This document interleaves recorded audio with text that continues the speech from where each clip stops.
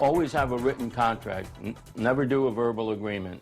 Good advice for us all to hear again tonight. Naples police investigating after they say a guy was scammed out of $75,000 worth of art and furniture. The victim telling police he trusted a third-party seller, so to speak, to sell the merchandise for a percentage of the profits. But the furniture and any profits are all disappeared. Foreigner Corner's Carl Fortier explaining how this happened and how you can avoid from being an easy mark.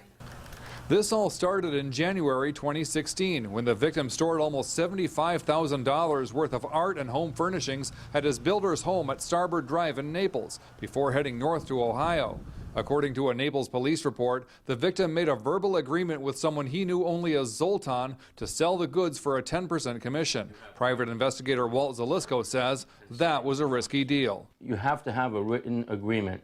This individual had a verbal agreement with this scammer, and he's left hanging the bag there. The victim didn't contact Zoltan again by phone until May. That's when Zoltan said some of the expensive items were sold, but that they would all be sold by the time the victim returned to Naples. When he did get back and called Zoltan's number, the person who answered the phone said Zoltan had moved to Europe. The builder told the victim that Zoltan had moved all of the art and furniture stored at his home over the summer. They only knew the person by a first name, never personally met him, just had a phone number, and he trusts him with almost $75,000 worth of property.